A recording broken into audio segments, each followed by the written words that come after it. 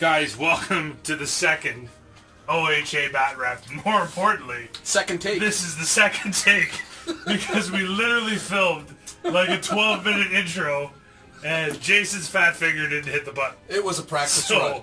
hey, that guy. It was intentional. So, it was completely intentional because this evening is just degrading into a complete and utter shit show. Funny thing is, after he finished that, he says to me, "Hey, are you listening?" Yeah, well, welcome to the OHA, where we do nothing to a high caliber other than drink. So have fun. That's right. Well, we have fun. We do fun well. Have fun. We do fun well. We do fun well. So, what are we talking about? Doo-doo, apparently. Doo-doo. Well, you said we do-do. Now we're on to doo-doo. Okay, this is going downhill quickly, guys. If you want, the GBHL has some quality content you can go watch instead of you're wasting your time over here at the OHA. Agreed. Top class. Top class. Tom, Damien, all those fellas. I think there's other people in the GBHL. Absolutely. I hear a rumor that it's not just Tom. Harry? Yeah, I think he's one of them. Yeah. There must be a guy named Tom. Of course. Hopefully a Dick. Right? Tom, Dick, Harry makes sense. It only makes sense. No? Am I way off base here? Anyways, guys, we're rambling. Bat rep number 2 for the evening. Bringing it to you. We've switched up the terrain a bit. George, do you need a moment, bud? No, well, good. Lock her down. Lock her down. Michael. Where's he at? I have no idea. So, switched up the terrain, guys. The scenario we are going to be playing this evening for round 2 will be called the Red Arrow. Our British counterparts tuning in from the GBHL may recognize this. This scenario was played at the Nova Open 2016. So set up for this, each team will be given 5 scout models with a Warrior of Minas Tirith base profile. These models are placed in any warband of the player's choice, even with an independent leader, regardless of the warband size, even if it would increase the warband size beyond the typical permitted 12 models. That's an important note. This is done before deployment, so cards on the table, you know what you're going up against. As far as deployment goes, you're going to roll to determine deployment zones, and then you enter from your respective board edges. Special rule for this mission, all messengers count as having elven cloaks. In George's case, the messengers are going to be represented by the elves in the red cloaks, as seen in front of you here. And in my example, I just have 5 mortar orcs. The end of the game occurs when all messengers are dead or have left the board. Messengers who flee the battle because of failed courage tests after your army is broken count as having died. So the objectives: fly you fools, you gain 1 VP for each opposing messenger that dies and 1 VP for each of your messengers that escapes off the board edge.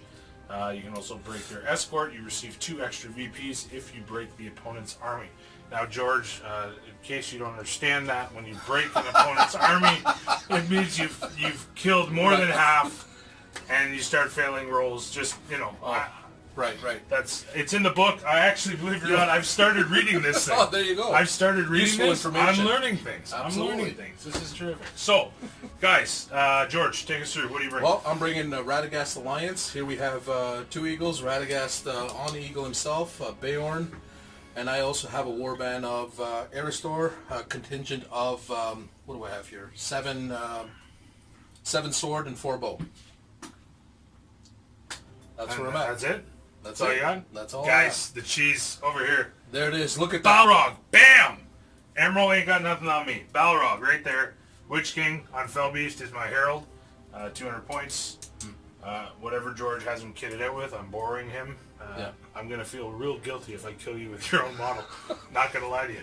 Provided that, I'm not making excuses. Are you changing dice? Are you going to change dice? I am not changing dice. Okay, he's not changing dice. I am not changing dice. Mark that down, okay? I have a couple proxies here. So the Goblin Town Captain will be representing a Gundabad Black Shield Captain, leading 4 bow, 4 spear, 4 sword and shield. I have the 5 scouts. I have a regular Moria Captain, leading 4 bow, 4 spear, and 4 sword and shield. So that is my force for the evening. George, let's roll for deployment. Here we go. And get this party started. That is a big 2. Whoa, 2. That's a 2. You couldn't beat a 2? Come on. Ready? Here we go. That's a 2. And another 2. Come on, really? I'm changing dice because I'm tired of this game. And that's a 1. 4. And a There 4. you go. Finally, it goes There to we George. go. George, which side are you picking for? I will deployment? stay on this side. George is going to stay where he is. I'm going to stay where I am. We're going to bring you back when we are done deployment. Awesome. Yeah. All right, George. Deployment. Take us through your deployment. Well, decided to put Radagast in the middle of the board primarily, since he can see everything. I figured it was the ideal spot for him to be deployed at. And then we have the Beorn Warband deployed completely on my opposite flank. And then to the complete far end of my flank, I have Aristor and the Warband of Rivendell High Elves. High Elves. So that is George's deployment. That's my deployment. Let's take a quick look at mine. Okay, guys, here is my deployment for all my warbands. I am completely on the left flank. I have both my Moria warbands, led by my Gundabad captain and Moria captain, with my Balrog and Witch King holding the center, trying to, I guess, run blocking with Radagast. Really pumped to see how the Balrog's going to do here. This is my first real time playing with him, so kind of interested to see how he goes, liking the fact he's resistant to magic, given I'm facing a caster. It's going to be challenging. It is, for sure. So, why don't we, that's the deployment, guys. This is the board.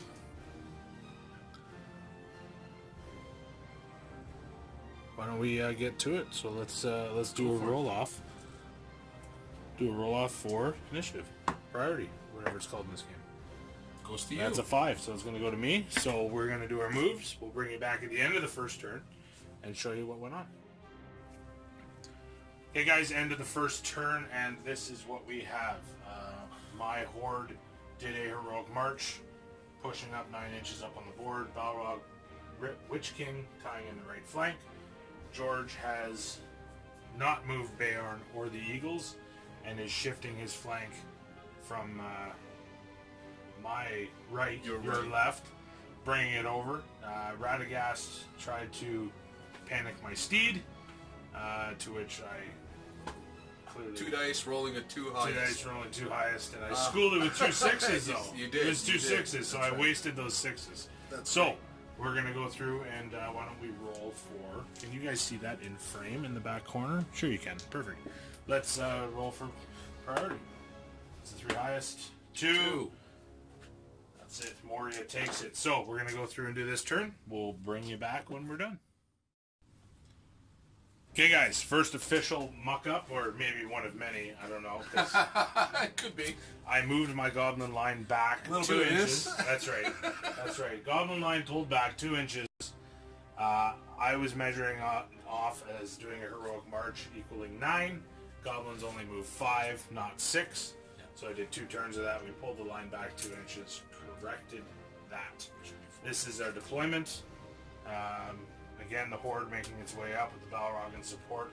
Witch King playing hide and go seek with Radagast. George moved his Eagles up, brought Beorn up, is shifting his flank. Yep. He transformed Beorn into bear form, and the messengers are off playing hoop-de-doo with the archers. So, that is the current deployment. Why don't we roll for priority?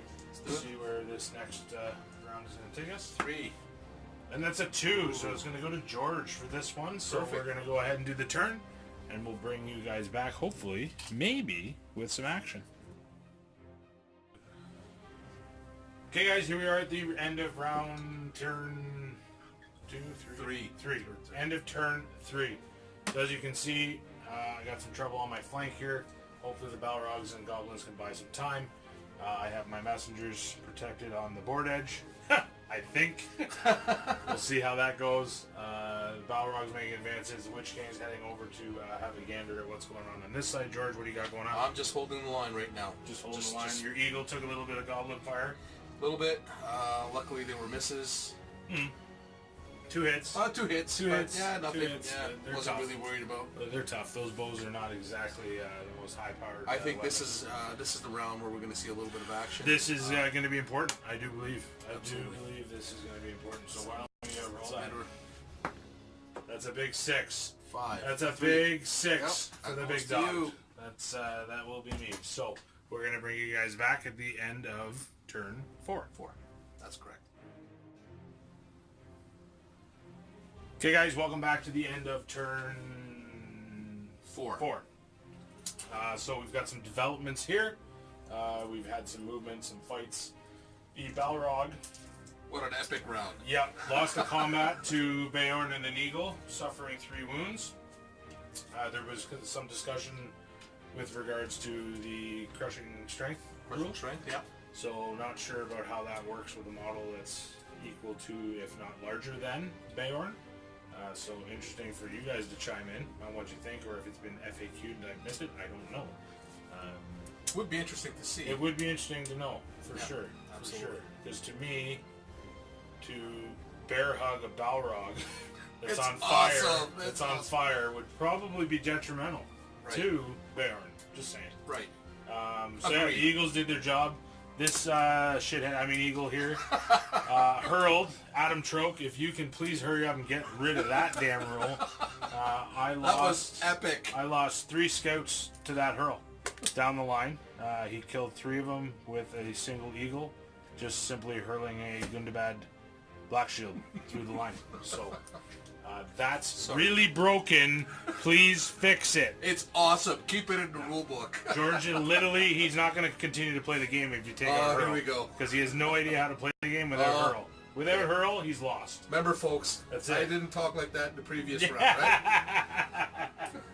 So, we've got Radagast coming in on the Fell Beast. You got some business over here to tend to, so hopefully it's time to pay the piper. So let's do our priority roll. Priority, here we go. That's a big 6. 4. So it's going to go to the forces of good, who are bad. But yeah, we're awesome. So Gundabad. Stay tuned. Yeah. We'll be right back. There over there. I feel bad. Oh, don't. It's all good. No, brother. Okay, so recap. The turn is this one was arguable. Went both ways. Fellbeast had a little success. Balrog took another licking. Eagle escaped. Beorn got beaten back by a handful of goblins, which is crazy. I know you guys can't see the Fellbeast. We're going to pan over in a minute. So this combat here, the goblins were able to beat back the Eagle. The Balrog lost to the Eagle and suffered another 2 wounds, so he's down to 5 wounds. Beorn suffered a wound and had to use a fate point. Two fate points. 2 fate points. He used 2 fate points and suffered a wound. Yeah. I only have 2 of my scouts remaining. Radagast was immobilized. Radagast was immobilized by the Witch King. We'll just pan it up a bit here. That's what's going on over there. So you got a column of elves moving over to support. You have 3 more of their scouts here. I killed one over here. There's one left. And there's a few bowmen that are sort of collateral damage. So this priority roll, I think, is going to be quite large. This will be a big, big roll. So I'm going to go with an OHA die here. OHA die. 2. And we got a 2 to tie. It goes to George. Yeah, baby. So that is exactly what we didn't need to happen. Sure we did. But we'll be back Beautiful times right now. at the end of this. There may be some heroics. I'm just giving you a spoiler. There might be some heroics. We'll catch up in a minute.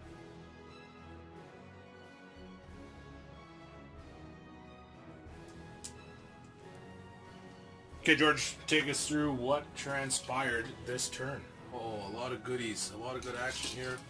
The eagle over there on the far right was trapped. Managed to escape all the blows against him. Beorn over here in bear form lost combat, but no wounds were dealt. No, one combat. Hurl. He was, oh right, he Knocked did hurl. down all that Correct. stuff. Yeah, that's right. He did hurl. This eagle here lost combat to the Balrog, and I believe 2 wounds were dealt to him. Finally, the Balrog. Finally, yeah, he did something right. Nothing occurred over here with Radagast, and here the Fellbeast. Well, he attempted some magic to cast, and you were able to dispel it. Dispel it. And over here we had the Fellbeast. Early. There was one lonely elf archer that engaged them in combat. Then, of course, the inevitable happened, and of course, as you see them laying down, having a Payback's a bitch. Using hurl on George is awesome. You gotta love it. You gotta love it. That's what it's all about. 100%. So, let's roll priority. Turn 6. That's a 3. 2. Ooh, it goes to me. So we'll bring you back at the end of this turn, folks. Hopefully I can do something productive. There we go. Okay, guys, here we are at the end of a turn. I don't know what turn it is. Most epic round It was pretty epic. for There's a lot of the hurling. Alliance of Radagast. A lot of hurling. A lot of bullshit going on. Nazgul took 2 wounds here. 2 wounds. Pushed off of combat. This priority roll is going to be massive. Balrog got pushed back again. Beorn hurled again. The Restor actually managed to kill something. Finally. This eagle shit the bed again. Yep. No, 1. Hurled. He did 1. Hurled. Yep. Everything George has hurled, as per usual. Oh, here we go. Giant goddamn hurl fest. So, we need to roll for priority. This round This is important. going to be epic. This is important. Another epic round. It's a 6. And a 1. That's a big 6 for the big dog. It's not going to matter though. Things are too far gone. I do believe. So, we're going to bring you guys back at the end of the next turn. Just so we know, we've got 2 scouts that are just about... I think that one's actually going to get off this turn. The 1. The second one's got to make a climb test to get down. George has 4 queued up. Will the Nazgul be able to get there in time to stop this? Will he be able to transfix Radagast long enough to kill these 3 lowly pricks? Only time will tell. Stay tuned. We'll be right back. Here we are down to the nitty-gritty, gentlemen. As you can see, there's some missing miniatures on the table. Things are getting down to crunch time for Moria. The Fell Beast decided to take a vacation and dumped the Witch King on the ground. So clearly I'm not going to be catching these pricks. At this point it's just about mitigating the trouble. And I definitely forgot to take my shot here. That was dumb, but it wouldn't have mattered. Go ahead and do it. No, it wouldn't have mattered. There's no way he's going to kill him. Tight game. Tight game. Absolutely. We have one that crossed the line. One that's off already, possibly a second one on its way, but I got an awful lot of elves on the tail there.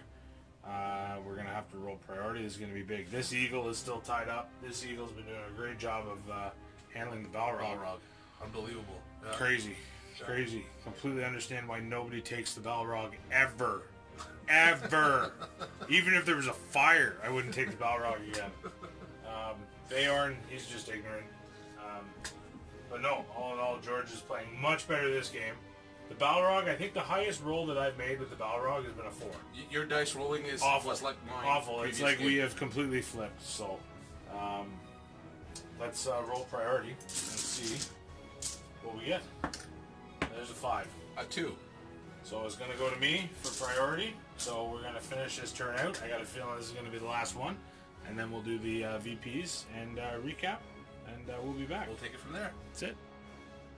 Kind of helped. Okay, guys. We are at the end of this scenario. We've called it. It is going to be a 7-3 victory for George. He was able to get 4 off the table, plus the 3 messengers of mine that he killed to give him the 7. I killed 1 of his, and I was able to get 2 off the board. Yep. So a very close game. Good game, brother. Awesome that was good. Awesome that was game, really brother. good. Excellent learning experiences to be had before the tournament. This is a great scenario, by the way. Just saying that. Yeah, It's yeah, a really lot of nice fun. scenario. Yeah, absolutely.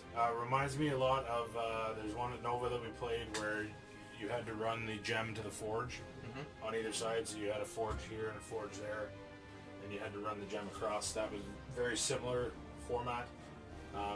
You know, breakdown wise, literally I think what at least killed me from my perspective was 100% my rolling. Like literally, it was like we flipped. We just flipped on our head. Because tactically, I think I did a pretty good job of tying up your flying stuff so that it couldn't come and pick off. Minus the debacle of the hurl. Right, there was the very first when it took out round, the three scouts, but you know, that could also be blamed on my poor tactical decision to clump them all together like that. But you know, the idea was I knew you were kind of spread.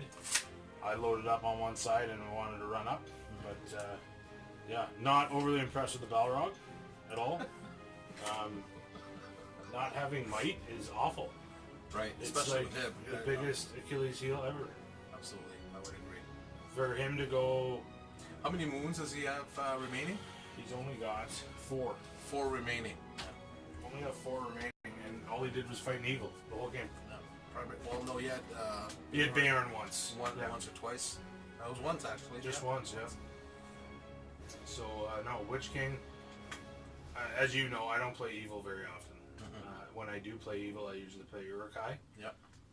Because I feel safe with Urukai because they're like the Space Marines of Lord of the Rings. Lord of the Rings. So yeah, learning experience. Moria goblins are cool in that like I'm not broken, which is something very odd for a dwarf player to finish a game that isn't broken. So nice learning curve for sure. It's nice to have the ability to experiment with different factions. Different lists, and yeah. So I don't know what. I definitely won't take this list to the event. My previous Gondor list, maybe. I think I may utilize this one. Yeah. No, you played well with this one for sure. Bayorn is. He's interesting. I definitely think that that's something moving forward with the new rule set and updates and what they're going to do. I think they really need to take into account size into the game somehow, and tweak some of these special rules based on size. So whether it's obviously we know that there's going to be tweaks coming to Hurl, but any of the special brutal attacks, right? Along with something like Bayorn's special come on, this attacks, thing is fire breathing. Sure, no, and that's the thing. It didn't happen, but even the idea of Bayorn grappling, or even take for instance a mummic. Right. Technically that rule means he could bear hug a mummic, which, like, how accurate? Right. Like, you know what I mean? So I think that they need to factor in some sort of size, smog for that matter. Maybe just do the same base size, kind of like the spear attack, Well, right? yeah. Like when you're Moria goblins giving spear support. To that's the thing. See, George bear hugged me, but I wasn't allowed to spear support with my goblins because they've only got toothpicks. I did not bear hug him. So this is why I lost the game. I'm sticking with that. That's right. That's what I'm saying. There was no bear hug. Let's be clear on that. There was no bear hugging. But no, an interesting thing to think about for sure is how to mitigate that kind of problem in game based on size. Whether you're talking mummic, smog, any of the big stuff. Even for that matter, like the brute or the new trolls from the Hobbit range, the size-wise, bigger, right? So. Would it be realistic for Bayorn to be doing that? Yeah, it's an interesting something to think about. I don't know if that's been FAQ'd or not. I don't know. I don't know. Something to look into. I certainly do not recall seeing anything about it, but then again, I am not an expert in all things SVG. So if anybody knows, please chime in. I'd be interested in opinions and thoughts. So that wraps up Battle Round number 2. George, brother, once again, thank you so much. Had a blast. Loved it. And looking forward to doing a few more in the Forge here. Absolutely. Maybe we can do a double header night again. Get a couple more guys down. We'll do games like this on Monday night. I'm starting to like Mondays. 100%. Yeah, it makes Mondays tolerable, eh?